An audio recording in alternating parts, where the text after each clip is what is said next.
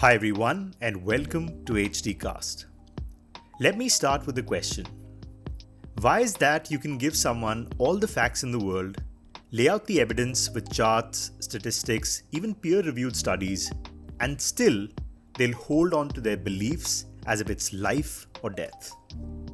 And yet, you tell them a story about someone like them who went through something similar that changed and came out on the other side, and suddenly they lean in. They see the possibility in that. They see the shift. This is one of the great paradoxes of human intelligence. We are, at least on paper, the most rational species on Earth. We have science, mathematics, logic, tools that can measure the very fabric of the universe. But our minds don't naturally run on raw evidence. They run on something called narrative. And today, we are going to dig deep into that. The evolutionary roots of the story, the neuroscience of how the brain processes it, why the data alone rarely convinces anyone, how belief can literally alter biology, why entrenched stories become psychological fortresses making us resistant to change, and finally, how therapists, leaders, and even you and I can use narrative to shift perspective in ourselves and in others. By the end, you'll see why every major shift in human history has been carried not by numbers, but by stories. And maybe you'll start noticing the stories you're running on. Let's go back, way back. Imagine our ancestors sitting around a fire 50,000 years ago.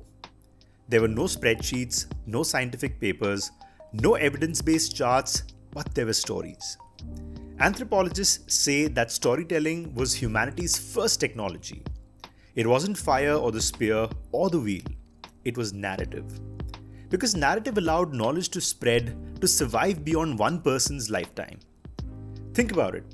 How do you warn your children about the poisonous berry, the dangerous snake, or the rival tribe beyond the ridge? You could just say, don't eat that, don't go there, or you could tell a story. About the boy who ate the berry and never woke up. About the snake that slithered into the camp one night. About the hunter who crossed the ridge and was never seen again. Which do you think sticks on longer? That's the evolutionary logic of narrative. It encodes survival lessons into memory. It engages not just logic but emotion. And emotion is the glue of memory. Modern neuroscience backs this up. Stories activate more regions of the brain than raw information does. They light up areas responsible for emotion, empathy, and imagination. When you hear a story, you're not just hearing it, you're simulating it. Your brain runs a mental model as if you were inside it. That's why you cry at movies even though you know it's fiction. So, from the very beginning, our species were wired to prefer narrative over fact. Now, let's get a little more scientific. What happens in the brain when we hear a narrative? When someone just gives you raw facts, only a small part of your brain, the language processing region, lights up. But when you're told a story, it's quite different. Suddenly, your sensory cortex gets involved, and if the story talks about, let's say, smell of coffee, the olfactory part of your brain activates as well. If it mentions running, your motor cortex kicks in. And more importantly, stories trigger dopamine. That's the brain's reward chemical. A good story builds suspense, releases dopamine when tension is resolved, and the dopamine enhances memory. That's why we remember movies, novels, anecdotes, and forget the bullet points. Psychologist Jerome Bruner estimated that facts are about 20 times more likely to be remembered if they're embedded in a story. 20 times. That's not a small margin. And here's another twist. When we hear a story, we engage what's called neural coupling. Our brain activity starts to sync with the storytellers, and this is why you feel transported when someone tells a compelling story. Your brain mirrors theirs. So the narrative isn't just entertainment, it's a biological hack for attention, empathy, and memory. Now, this brings us to the problem. If humans are wired for stories, what happens when raw evidence collides with a powerful narrative? Well, we see it every day, right? A person may reject overwhelming scientific consensus on, let's say, climate change, vaccines, health habits, because their identity is tied to a story that says otherwise. Facts are weak when they're naked, and stories are strong because they come dressed in emotion, identity, and meaning. Kahneman and Tversky's research on cognitive biases showed that humans don't evaluate information quite rationally. We rely on heuristics, which are like shortcuts, and the stories we already believe act like filters. When new evidence arrives, we don't ask, is this true? What we essentially tend to do is, does this fit my story? If it doesn't, we reject it. Or worse, we double down on our existing belief, which is a phenomenon called the backfire effect. This explains why debates online rarely change minds. You throw evidence at someone, they don't absorb it, and they defend their narrative fortresses. So, if you want to change perspective, evidence just isn't enough. You need to reframe the story itself. And nowhere is the power of narrative more obvious than in medicine, right? Take the placebo effect.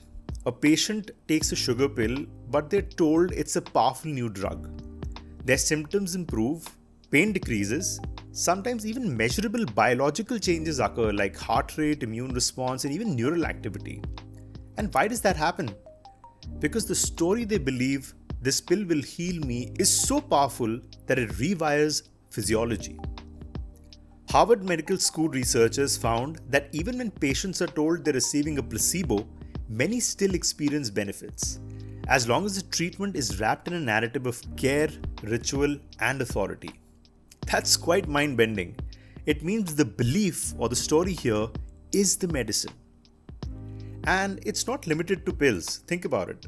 Athletes who believe they've received performance-enhancing substances show improvement even when it's just saline solution. Patients undergoing sham surgeries where doctors cut them open but don't actually fix anything sometimes even recover as if the surgery really happened. Now, this placebo effect is narrative embodied. It proves that belief can alter biology. But let's flip it. If belief can heal, it can also trap.